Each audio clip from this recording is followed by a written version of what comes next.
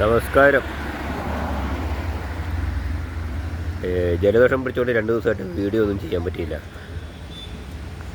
ഇന്നിപ്പോൾ ഞാൻ വീഡിയോ ചെയ്യാൻ പോകണത് എന്താണെന്ന് വെച്ച് കഴിഞ്ഞാൽ പ്രധാനമായിട്ടുള്ളത് ഈ നിമിഷപ്രിയയുടെ ഈ വധക്കേസിനെ പറ്റിയിട്ടുള്ളതാണ്. അപ്പോൾ 2 ദിവസം സോഷ്യൽ മീഡിയയിലൊക്കെ ഒരു മുറവിളി ഉണ്ടായിരുന്നു. നിമിഷപ്രിയനെ കാന്തപുരം ഉസ്താദ് പിന്നെ തലാൻ്റെ കുടുംബത്തോട് ഒരു സംസാരിച്ചിട്ട് പിന്നെ അത് കോംപ്രമൈസായി മാപ്പ് കൊടുത്തു എന്നുള്ളതാണ്. പിന്നെ 2 ദിവസം അത് കഴിഞ്ഞിട്ടുള്ള വാർത്ത എന്താണെന്ന് വെച്ചാൽ തലാൻ്റെ കുടുംബത്തിന് സമ്മതമല്ല ഈ നിമിഷപ്രിയനെ വധിക്കാൻ എന്നുള്ള രീതിയിലുള്ള ഒരു ഇതുണ്ടായിരുന്നു. അങ്ങനെ ഒരു വാർത്തയുണ്ട്. കാരണം അവർക്ക് ബ്ലഡ് മണി സ്വീകരിക്കാൻ പറ്റില്ല. ഒരാളുടെ ജീവൻ്റെ വില, അതായത് പണം, അത് ബ്ലാക്ക് മണി സ്വീകരിക്കാൻ പറ്റത്തില്ല എന്നാണ് പറയുന്നത്. അതായത് അവരുടെ കാര്യം എന്താണെന്ന് വെച്ച് കഴിഞ്ഞാൽ ഈ നിമിഷപ്രിയനെ വധിക്കണം, അതാണ് മെയിൻ പ്രശ്നം. അതറിയോ? അത് നമ്മുടെ ഈ മലയാളികളുടെ ഒരുപാട് ആൾക്കാരുണ്ട് ഇവിടുന്ന് കമൻറ്റ്, ഈ നെഗറ്റീവ് കമൻറ്റായിട്ട് ഈ തലാൻ്റെ സഹോദരൻ്റെ പോസ്റ്റ് പിന്നെ ഫേസ്ബുക്ക് പോസ്റ്റിലൊക്കെ പോയിട്ട് അറബിയിലും ഹിന്ദിയിലൊക്കെ ആയിട്ട് കുറേ കമൻറ്റ് വിടുന്നുണ്ട്. നിമിഷപ്രിയ രക്ഷപ്പെടാൻ സാധ്യതയില്ല, അവൾ ക്രൂരത്തിയാണ്, അവൾ നിങ്ങളുടെ സഹോദരനെ അതിക്രൂരമായിട്ട് കൊന്നതാണെന്നും പറഞ്ഞിട്ടൊക്കെയാണ് കമൻറ്റ് കൊടുക്കുന്നത്. അപ്പോൾ ഞാൻ ഈ കമൻറ്റുകളോട് എനിക്കൊരു കാര്യം പറയാനുള്ളത് എന്താണെന്ന് വെച്ച് കഴിഞ്ഞാൽ, നിങ്ങളുടെ കുടുംബത്തിലൊരാളാണ്, ഒരു മകളോ പെങ്ങളോ ഒക്കെയാണ് ഇതേപോലെ ഈ നിമിഷപ്രിയയുടെ സ്ഥാനത്തൊക്കെ അവിടെ വന്ന് പെട്ടു ഇതേപോലത്തെ ഒരു കൊലപാതക കേസിൽ പെട്ട് കഴിഞ്ഞാൽ നിങ്ങൾ എന്ത് ചെയ്യും? നിങ്ങളെന്താ ചെയ്യാൻ പോകുന്നത്? നിങ്ങൾ കൊല്ലാൻ പറയുമോ? നിങ്ങൾ പറയും, കാല് പിടിച്ച് പറയും, അയ്യോ അവൾ പാവമായിരുന്നു, അവൾ നിവൃത്തിയോടുകൊണ്ട് ചെയ്തതാണ്. നിവൃത്തിയോടുകൊണ്ടാണ് ഈ നിമിഷപ്രിയ ഇത് ചെയ്തത്. മനസ്സിലായില്ലേ? നിമിഷപ്രിയയുടെ പാസ്പോർട്ടും അതുപോലുള്ള സാധനങ്ങളൊക്കെ തട്ടിപ്പറിച്ച് അവളെ മാനഭംഗപ്പെടുത്താൻ ശ്രമിച്ചു. അതുപോലെ അവളെ ശാരീരികമായിട്ടും മാനസികമായിട്ടും ഒക്കെ പീഡിപ്പിച്ചിട്ടുണ്ട്. അപ്പോൾ അതിൻ്റെ പേരിൽ ഒരു നിവൃത്തിയില്ലാത്തതുകൊണ്ട് അവൾ ചെയ്തു എന്നാണ് പറയുന്നത്. പക്ഷേ ഇപ്പോൾ പറയുന്നത് എന്താണെന്ന് വെച്ച് കഴിഞ്ഞാൽ, ഇന്നലെ കേട്ട ഒരു വാർത്തയാണ്. നിമിഷപ്രിയയുടെ സഹോദരി പോട്ടെ, കൂട്ടുകാരി പറയുന്നത് എന്താണെന്ന് വെച്ചാൽ, നിമിഷപ്രിയ അല്ല അത് ചെയ്തത് വേറെ ആളാണ്. നിമിഷപ്രിയ അല്ല ചെയ്തത്. നിമിഷപ്രിയ മയക്കി കിടത്തിയിട്ടേ ഉള്ളത്. വെട്ടി നുറുക്കിയതും ഒക്കെ ഹനാൻ എന്ന് പറയുന്നൊരു ഇവളുടെ കൂട്ടുകാരിയാണ്. അപ്പോൾ ഞാൻ ഈ സുഹൃത്തിനോട് പറയാനുള്ളത്, ഇവർ ഇന്നലെ വന്നിട്ട് ഇങ്ങനെ ഈ ഫേസ്ബുക്ക് പിന്നെ ഈ ചില ചാനലുകളിലൊക്കെ വന്നിട്ട് വർത്തമാനം പറയുന്നുണ്ട്. ഈ വർത്തമാനം കുറച്ചുകൂടി നേരത്തെ പറഞ്ഞിരുന്നെങ്കിൽ നിമിഷപ്രിയയ്ക്ക് ഒരു പക്ഷേ മോചനം കിട്ടിയിരുന്നത്. ഇനി നിമിഷപ്രിയ കൊന്നിട്ടില്ല എന്നുണ്ടെങ്കിൽ അവർ തീർച്ചയായിട്ടും ജയിൽ മോചിതയാകണം. അവർ കൊലക്കുറ്റത്തിൽ നിന്ന് ഒഴിവാകണം, അവരെ മോചിപ്പിക്കണം. അങ്ങനെയാണെന്നുണ്ടെങ്കിൽ ഇതിൻ്റെ ഇടയിൽ ഈ ഹനാൻ എന്ന് പറയുന്ന സുഹൃത്ത് നിമിഷപ്രിയോട് പറഞ്ഞ്, കൊല്ലലൊക്കെ ഞാൻ ചെയ്തോളാം, അത് വെട്ടി നുറുക്കി പീസാക്കിയിട്ട് പിന്നെ തൽക്കാലം എനിക്ക് പിടികൊടുക്കാൻ പറ്റത്തില്ല. ഞാൻ 3 മാസം ഇവള് ഈ ഹനാനെ അവിടെ ജയിലിൽ കടന്നതാണ്. പക്ഷേ ഇവള് നിരപരാധിയാണെന്നുള്ള രീതിയിലാണ് അവിടുന്ന് കഴിച്ചിലായി പോയത്, രക്ഷപ്പെട്ടു പോയത്. അപ്പോൾ ഈ നിമിഷപ്രിയാണ് ഉള്ളത് കാര്യങ്ങളൊക്കെ അനുഭവിക്കുന്നത്. നിമിഷപ്രിയ കൊന്നിട്ട് പിന്നെ കടന്നതാണെന്നുണ്ടെങ്കിൽ ഓക്കെ. പക്ഷേ അത് അങ്ങനെയല്ല പറയുന്നത്. ഇന്നലത്തെ ടി വി ചാനലിലൊക്കെ ചില ന്യൂസ് ചാനലൊക്കെ വന്നിട്ട് ഇവർ ചർച്ച പറയുന്നത് അങ്ങനെയാണ്. പക്ഷേ ഇത് കുറേ നേരത്തെ പറയേണ്ടിയിരുന്നു. ഇപ്പോൾ കാന്തപുരം ഉസ്താദ് ഇടപെട്ടു എന്ന് പറഞ്ഞിട്ട് ചില കമൻറ്റോളികൾ അവർക്ക് ഈ കാന്തപുരം ഉസ്താദ് ഇടപെട്ട കാര്യം പെട്ടതൊന്നും അവർക്ക് ഇഷ്ടപ്പെട്ടില്ല. കാരണം എന്താണെന്ന് വെച്ച് കഴിഞ്ഞാൽ അവർക്ക് ക്രെഡിറ്റ് പോകുമെന്നുള്ളതാണ്. കാന്തപുരം ഉസ്താദിന് ക്രെഡിറ്റ്, ഞങ്ങൾക്ക് ക്രെഡിറ്റ് കിട്ടത്തില്ല, അങ്ങനെ കുറേ ആളുകളുണ്ട്.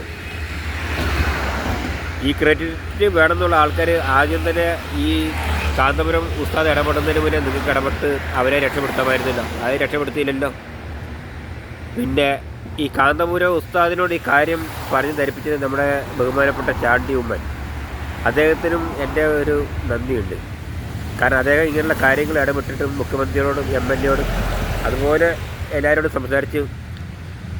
അങ്ങനെ അത് നമ്മുടെ സർക്കാർ ഗവൺമെൻറ്റും കേരള ഗവൺമെൻറ്റും ഇന്ത്യ ഗവൺമെൻറ്റും ഏറ്റെടുത്തു.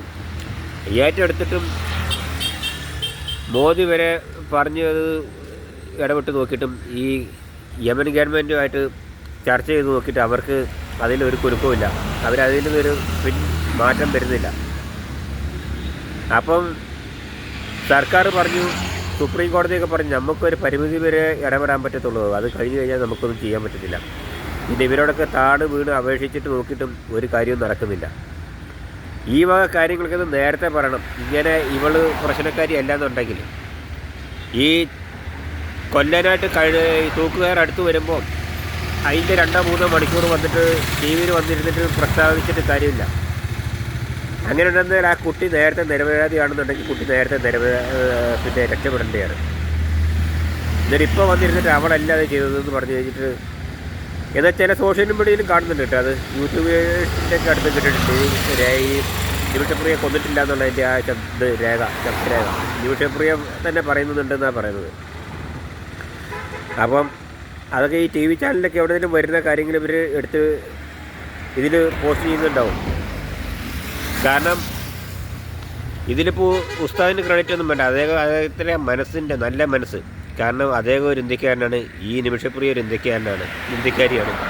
അപ്പം ജാതിമത ഭേദമന്യേ അദ്ദേഹം എല്ലാവരെയും സഹായിക്കുകയും ഹെൽപ്പ് ചെയ്യുന്ന ഒരു മനുഷ്യനാണ്. അദ്ദേഹത്തിന് അങ്ങനെ മുസ്ലിംസ് മാത്രം രക്ഷപ്പെട്ടോളൊന്നും അല്ലെങ്കിൽ അങ്ങനെയൊന്നുമില്ല.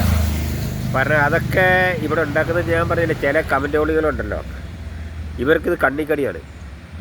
പൊതുവെ നമ്മുടെ ഈ മലയാളികളുടെ ഒരു സ്വഭാവം ഉണ്ടല്ലോ, ഈ കുതികാലി വെട്ടലും പാര വെക്കുന്ന ഒരു പരിപാടി നമ്മുടെ മലയാളികൾക്കുണ്ട്. ഒരുത്തൻ നന്നാകുന്നത് കാണരുത്. ഇപ്പം ഇവർ ഈ നിമിഷപ്രിയ ജയിലിൽ കിടന്ന് അവരെ ഇറക്കി വെച്ചിട്ട് ഈ കമൻറ്റോളികൾക്ക് ഇപ്പോൾ എന്താണ് നഷ്ടപ്പെടാൻ പോകുന്നത്? ഒന്നും നഷ്ടപ്പെടാൻ പോകുന്നില്ലല്ലോ. ഈ നിമിഷപ്രിയയ്ക്ക് ഒരു അമ്മയുണ്ട്, നിമിഷപ്രിയയ്ക്ക് ഒരു മകളുണ്ട്, ഭർത്താവുണ്ട്. അപ്പോൾ അവർക്ക് നിമിഷപ്രിയനെ കാണണം, നിമിഷപ്രിയനെ വേണം. എങ്ങനെയല്ല ആ പെണ്ണ് പറയുന്നുണ്ട് എന്നെ രക്ഷപ്പെടുത്തും, ഞാൻ കൊലപാതകം ഇല്ല എന്നൊക്കെ പറയുന്നുണ്ട്. പക്ഷേ ഇതിൻ്റെയൊക്കെ പ്രശ്നം എന്താണെന്ന് വെച്ച് കഴിഞ്ഞാൽ ഇതൊക്കെ ഈ കമൻറ്റോളികൾക്ക് എന്താ വെച്ചാൽ ക്രെഡിറ്റ് എടുക്കാനായിട്ട് ഇവർ ചെയ്യുന്നൊരു പരിപാടിയാണ്. ഇവർക്ക് ക്രെഡിറ്റ് വേണം. ഇതിൻ്റെ ഇടയിൽ സാമുവൽ ജെറോം എന്ന് പറയുന്ന ഒരാൾ, അയാൾ അവിടുത്തെ ആരോ ആണ്, അയാളും ഇടപെടുന്നുണ്ട്. പക്ഷേ ഈ $40,000 ഒരു കണക്ക് അയാളെ മുക്കി എന്നുള്ളൊരു ഇതും വരുന്നുണ്ട്. അതൊക്കെ ഇന്നലത്തെ ടി വി ചാനലിൽ കണ്ടതാണ്. ഈ $40,000 എവിടെയാണെന്നുള്ള ഒരു പിടുത്തമില്ല. അയാളോട് ചോദിച്ചിട്ട് അയാൾ അതിനെപ്പറ്റി ഒന്നും പറയുന്നില്ല. സാമുവൽ ജെറോം ഇടപെട്ടുകൊണ്ടാണ് ഈ കാര്യങ്ങൾ രക്ഷപ്പെട്ടതെന്നും ഇപ്പോൾ നിമിഷപ്രിയയ്ക്ക് ഇത്രയെങ്കിലും ഒരു ഇളവ് കൊടുത്തതെന്നൊക്കെ പറഞ്ഞു. അപ്പോൾ ഈ കാന്തപുരം ഉസ്താദ് ഇടപെട്ടതിനെ പറ്റിയൊന്നും പറയില്ല. ആ നന്മയുള്ള മനുഷ്യൻ ഇടപെട്ടതിനെ പറ്റി ഇവർ പറയുന്നില്ല. ഇവർക്ക് ക്രെഡിറ്റ് വേണം. അതിൻ്റെ ഒരു പ്രശ്നമാണ് ഇത് മെയിനായിട്ട്. കാര്യം എന്താണെന്ന് വെച്ച് കഴിഞ്ഞാൽ അവിടെ ഈ ഇന്നും ചർച്ച നടക്കുന്നുണ്ട്. അവിടെ കാന്തപുര ഉസ്താദ് ഇടപെട്ട് ഈ യമൻ പൗരൻ്റെ കുടുംബവുമായിട്ട് എങ്ങനെയും ചർച്ച നടത്തിയിട്ട് എങ്ങനെയും അത് മാപ്പാക്കണം എന്നുള്ള ഒരു രീതിയിൽ ചർച്ച നടക്കുന്നുണ്ട്. അതിനൊക്കെ നമ്മുടെ ഇവിടുത്തെ മലയാളികൾ സമ്മതിക്കുന്നില്ല. ഇവർ ഓരോ കമൻറ്റുമായിട്ടും അവിടെ ചെന്ന് അവരെ കുത്തി നുറുക്കി വേദനിപ്പിക്കുകയാണ്. മനസ്സിലായില്ലേ? അപ്പോൾ എനിക്ക് പറയാനുള്ളത് എന്താണെന്ന് വെച്ച് കഴിഞ്ഞാൽ എല്ലാ സഹോദരങ്ങളോടായിട്ടാണ് പറയുന്നത്, നിങ്ങൾ ഇതുപോലുള്ള യമനിലോ ഒക്കെ പോയിട്ട് രാജ്യത്ത് പോയി ജോലി ചെയ്യുമ്പോൾ അവിടുത്തെ നിയമം അനുസരിച്ച് ശരിയായ രീതിയിൽ നിന്നാൽ ഒരു കുഴപ്പമില്ല. യമനിലായാലും ഗൾഫിലായാലും സൗദി അറേബ്യയിലായാലും ഇന്ത്യ വിട്ടുള്ള ഏത് രാജ്യത്തായാലും അവിടുത്തെ നിയമം തന്നെയാണ്. അവരുടെ നിയമം അങ്ങനെയാണ്. പ്രത്യേകിച്ച് ഈ യമൻ എന്ന് പറയുന്നത് ഇന്ത്യയായിട്ട് വലിയൊരു ടച്ചൊന്നും ഇല്ലാത്തൊരു രാജ്യമാണ്. കാരണം എന്താണെന്ന് വെച്ച് കഴിഞ്ഞാൽ അവരുടെ രീതി അങ്ങനെയാണ്. അപ്പം അവിടെ പോയിട്ട് നല്ല രീതിയിൽ ആരെയും കൊല്ലാതെയും പിടിച്ചു പറിക്കാതെയും നിന്ന് കഴിഞ്ഞാൽ നമുക്ക് സുഖമായിട്ട് അവിടെ നിൽക്കാം. കാരണം സ്വർഗ്ഗരാജ്യം നിൽക്കുന്നവരെ നിന്ന് ജോലി ചെയ്ത് നല്ല മാന്യമായ സാലറിയും വാങ്ങിയിട്ട് നമുക്ക് നാട്ടിലേക്ക് പോരുകയും ചെയ്യാം, നമ്മുടെ കുടുംബത്തോടൊപ്പം കഴിയുകയും ചെയ്യാം. പിന്നെയും നമുക്ക് പോവാം. നമ്മുടെ ലീവ് കഴിയുമ്പോൾ പിന്നെയും നമുക്ക് യമനിൽ പോവാം. യമനിൽ നേരെ എവിടെ ആയാലും. അപ്പോൾ ഓരോ രാജ്യത്ത് ഓരോ രീതികളാണ്. പക്ഷേ നമ്മളവിടെ എന്തെങ്കിലും ഒരു കൊലപാതകമോ പിടിച്ചുപറിയോ ചെയ്ത് കഴിഞ്ഞ് കഴിഞ്ഞാൽ കട്ടപ്പുകയാണ് നമ്മുടെ കാര്യം. വളരെ പിന്നെ നമ്മുടെ കാര്യം ആലോചിക്കാൻ തന്നെ പറ്റില്ല. പിന്നെ അവിടെ കിടക്കേണ്ടി വരും. അപ്പോൾ അങ്ങനെ ഒരു പ്രശ്നമുണ്ട് ഇതിൽ. അപ്പോൾ എന്തായാലും അവരെത്രയും വേഗം മോചിതമാകണം, അത്രേ എനിക്ക് പറയാനുള്ളൂ. കാരണം എന്താണെന്ന് വെച്ചാൽ ഇവിടുത്തെ കമൻറ്റോളുകൾക്ക് ഒരു പാഠമാകണം, ഇവർക്കൊരു മുഖത്തൊരു അടി കിട്ടണം. മനസ്സിലായില്ലേ? അപ്പം കഴിയുന്നതും എങ്ങനെയും വേഗം ഉസ്താദിൻ്റെ ആ ഇടപെടലും, പിന്നെ നമ്മൾ പൊതുവേ ഉള്ള ആളുകൾ ദൈവത്തോട് പ്രാർത്ഥിക്കുക അവരെങ്ങനെയും ഇറക്കി പോരാനുള്ളത്. ഇപ്പം നിമിഷപ്രിയ നല്ല ആളാണെന്ന് ഞാൻ പറയുന്നില്ല, അവർ കൊലപാതകം ചെയ്താണ്. പക്ഷേ അത് ചെയ്യാൻ കാരണം എന്താണെന്ന് വെച്ചാൽ ഈ യമൻ പൗരനും അത്ര നല്ല ആളായിരുന്നില്ലല്ലോ. അവൻ നല്ല ആളായിരുന്നെന്നുണ്ടെങ്കിൽ ഇന്നൊരു കൊലപാതകം നടക്കുകയില്ല, പിന്നെ ഈ ഒരു പ്രശ്നം ഉണ്ടാകുന്നൊന്നുമില്ല. പിന്നെ ഇതിൻ്റെ ഇനി വ്യക്തമായ പിന്നെ റിപ്പോർട്ടുകളൊക്കെ നമുക്ക് ഇനി വാർത്തയിലറിയാം. ഇന്നും വല്ല ന്യൂസിലൊക്കെ അറിയാം.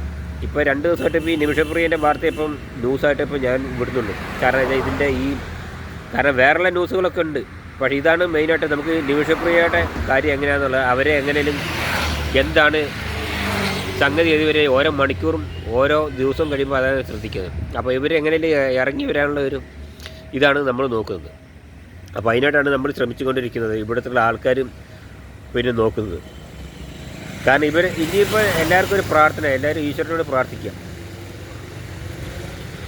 പിന്നെ ഈ കാന്തപുര ഉസ്താദ് ഇത്ര ഇടപെട്ടിട്ടും ഈ നിമിഷപ്രിയയുടെ ഭർത്താവെന്ന് പറയുന്നൊരു പോങ്ങനുണ്ടല്ലോ, അവൻ ഒരു നന്ദി വാക്ക് പോലും അദ്ദേഹത്തോട് പറഞ്ഞിട്ടില്ല.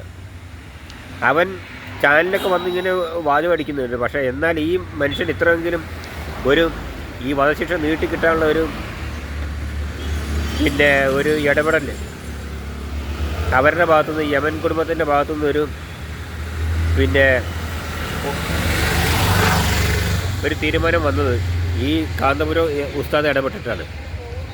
അപ്പോൾ അത് ഇവൻ വന്നിട്ട് അദ്ദേഹത്തിനൊരു നന്ദി സൂചകമായിട്ട് ഒരു വാക്ക് പോലും കാന്തപുരം ഉസ്താദ്, ബഹുമാനപ്പെട്ട കാന്തപുരം ഉസ്താദ് അവർക്ക്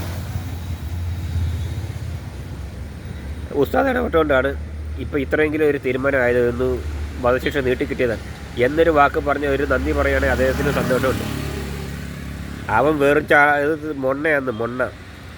കാരണം ഇവനൊന്നൊക്കെ ഇപ്പോൾ നല്ലതാണെന്നുണ്ടെങ്കിൽ ഇപ്പോൾ ഈ പെണ്ണിങ്ങനെ പോയിട്ട് അവിടെ കടന്ന് കഷ്ടപ്പെടേണ്ട കാര്യമില്ല. അത് 2017 അവൾ പോയപ്പോൾ ഇവനിവിടെ നിന്നു, കൊറോണ പ്രശ്നമാണ്, അതുപോലെ തന്നെ അവിടെ യമനിൽ യുദ്ധമാണെന്നൊക്കെ പറഞ്ഞിട്ട് ഇവരും ഒപ്പം പോകേണ്ടിയായിരുന്നു. ഈ ചാൻസിലാണ് മറ്റവർ വന്നിട്ട് മുതലെടുത്തത്, ഈ യമൻ പൗരന്. മനസ്സിലായില്ലേ? പിന്നെ നിമിഷപ്രിയ അവിടെ കല്യാണം കഴിച്ച് യമൻ പൗരൻ്റെ കുടുംബത്തിൽ സ്വീകരിച്ചു. അവിടെ അവരുടെ ഒരു മരുമകളായിട്ട് അവിടെ കൂടിയെന്നും പറയുന്നു.